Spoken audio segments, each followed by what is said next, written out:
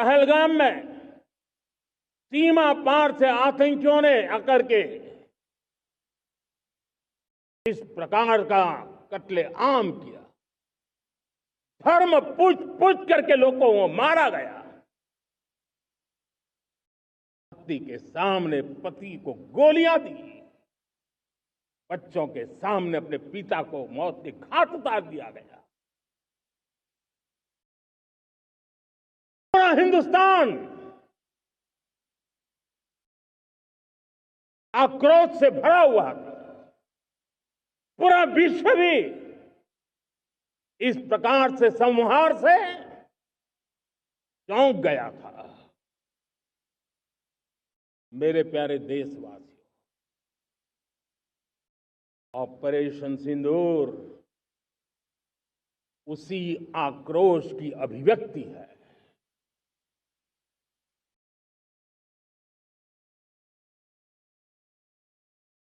22 तारीख के बाद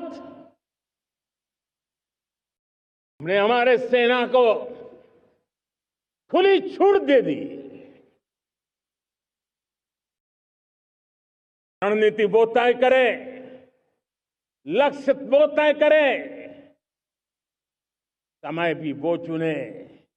और हमारी सेना ने वो करके दिखाया जो कई दशकों तक कभी हुआ नहीं था। सैकड़ों किलोमीटर दुश्मन की धरती पर घुस करके आतंकी हेडक्वार्टर्स को मिट्टी में मिला दिया। आतंकी इमारतों को खंडहर बना दिया।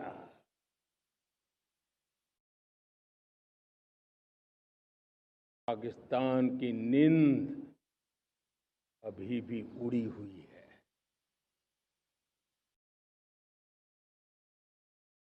पाकिस्तान में हुई तबाही इतनी बड़ी है कि रोज नए नए खुलासे हो रहे हैं, नई नई जानकारियां आ रही हैं।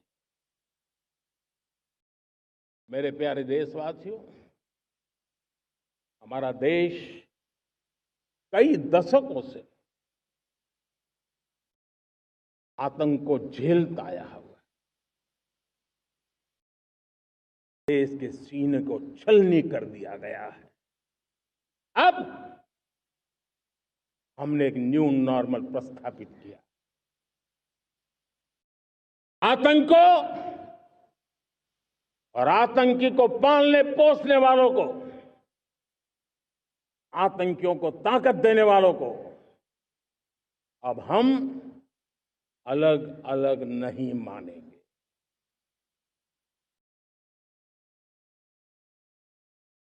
वो मानवता के समान दुश्मन है। उनके बीच कोई फर्क नहीं है। भारत ने तय कर लिया है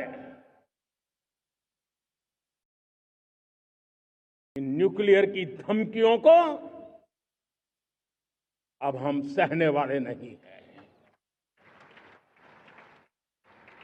न्यूक्लियर ब्लैकमेल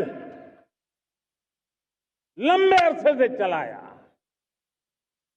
अब वो ब्लैकमेल नहीं सहा जाएगा।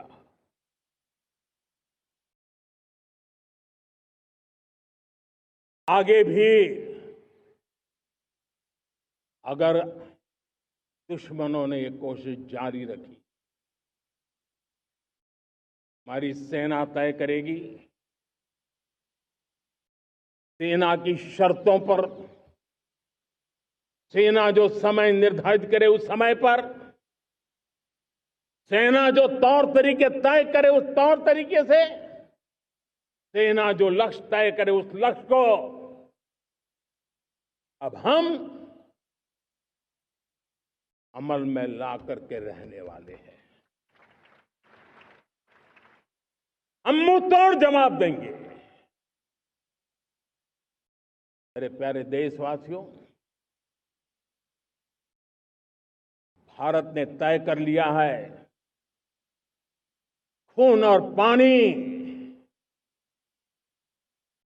एक साथ नहीं बहेंगे।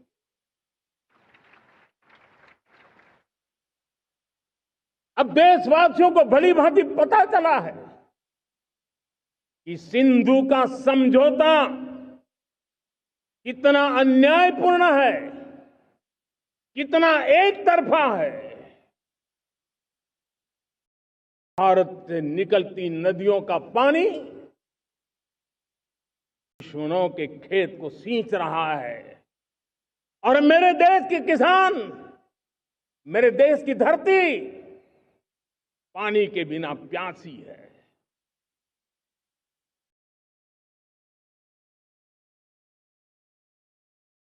ये ऐसा समझौता था जिसने पिछले 7 दशक से मेरे देश के किसानों का अकल्पनीय नुकसान किया है।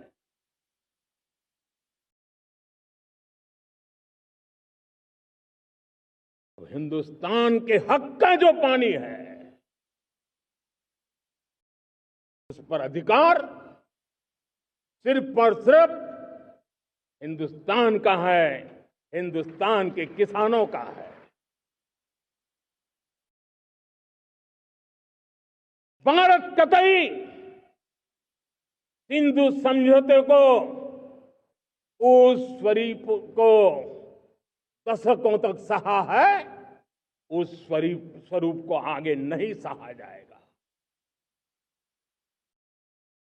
किसान हित में, राष्ट्र हित में ये समझौता हमें मंजूर नहीं है। मेरे प्यारे देशवासियों, आजादी के लिए असंख्य लोगों ने बलिदान दी, अपनी जवानी खपा दी, जेलों में जिंदगी गुजारी है, फांसी के तख्त पर लटके हैं। कुछ लेने पाने बनने के लिए नहीं, मां भारती के स्वाभिमान के लिए, कोटि कोटि जनों की आजादी के लिए, गुलामी की जंजीरों को तोड़ने के लिए। और मन में एक ही भाव था, स्वाभिमान। साथियों, गुलामी ने हमें निर्धन बना दिया, गुलामी ने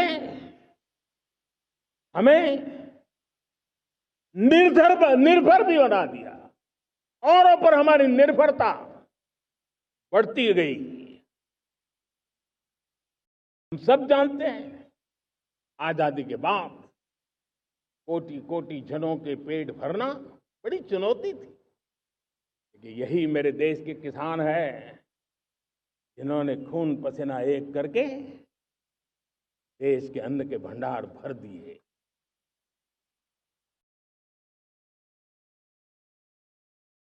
अनाज के संबंध में देश को आत्मनिर्भर बना दिया। एक राष्ट्र के लिए आत्मसम्मान की सबसे बड़ी कसौटी आज भी उसकी आत्मनिर्भरता है।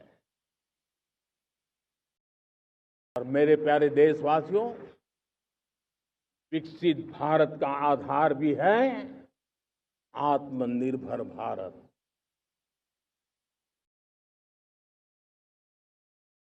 जो दूसरों पर ज्यादा निर्भर रहता है, उसकी आजादी पर उतना ही बड़ा प्रश्न चिन्ह लग जाता है।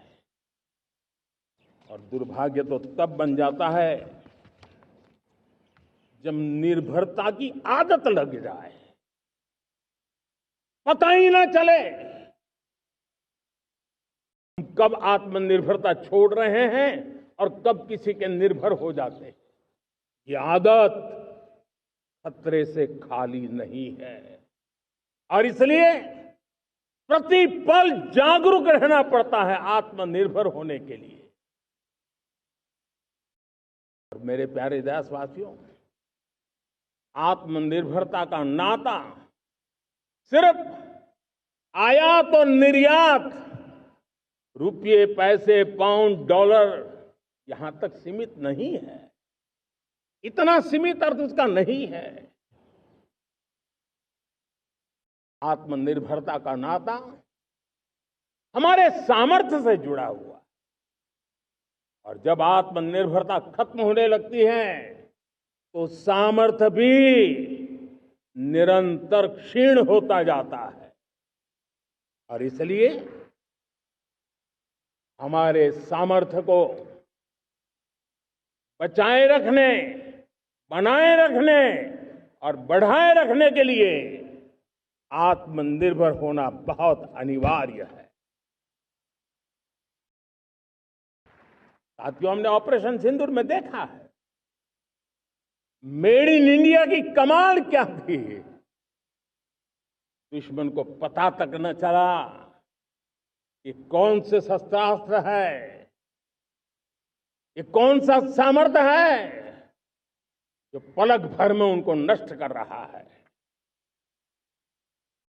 सोचिए, अगर हम आत्मनिर्भर होते न होते तो क्या ऑपरेशन सिंदूर इतनी त्वरित गति से हम कर पाते? पता नहीं कौन सप्लाई देगा, नहीं देगा, साजो सामान मिलेगा, नहीं मिलेगा, इसी की चिंता बनी रहती। लेकिन हमें मेड इन इंडिया की शक्ति हमारे हाथ में थी, सेना के हाथ में थी। इसलिए बिना चिंता, बिना रुकावट, बिना हिचकिचाहट हमारी सेना अपना पराक्रम करती रही। और ये पिछले 10 साल से लगातार डिफेंस के क्षेत्र में आत्मनिर्भरता पर हम एक मिशन लेकर के चले हैं, उसके नतीजे आज नजर आ रहे हैं। साथियों, मैं एक और विषय पर आपका ध्यान आकर्षित करना चाहता हूं। ये बात से कोई इनकार नहीं कर सकता कि 21वीं सदी टेक्नोलॉजी ड्रिवन सेंचुरी है। और जब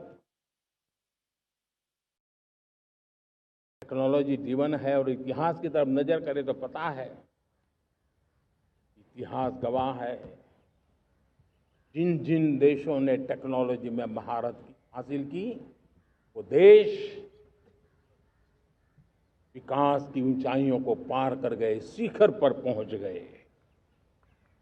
आर्थिक शक्ति नए पैमाने पर पहुंचती गई। हम जब टेक्नोलॉजी के अलग अलग आयामों की बात करते हैं तो मैं आपका ध्यान आकर्षित करता हूं सेमीकंडक्टर्स पे। उदाहरण के तौर पे बताता हूं, मैं यहां लाल किले से किसी सरकार की आलोचना करने के लिए खड़ा नहीं हुआ और नहीं मैं करना चाहता, लेकिन देश की युवा पीढ़ी को जानकारी होना भी उतना जरूरी है। हमारे देश में 50-60 साल पहले सेमीकंडक्टर को लेकर के फाइलें शुरू हुई। 50-60 साल पहले फैक्ट्री का विचार चालू हुआ। आप मेरे नौजवानों जानकर के हैरान हो जाएंगे, आज सेमीकंडक्टर जो पूरी दुनिया की एक ताकत बन गया है, 50-60 साल पहले वो विचार, वो फाइलें अटक गई, लटक गई, अटक गई। सेमीकंडक्टर के विचार की ही भ्रूण हत्या हो गई। 50-60 साल गवा दी। हमारे बाद कई देश सेमीकंडक्टर में आज महारत हासिल करके दुनिया में अपनी ताकत को प्रस्थापित कर रहे हैं। साथियों, आज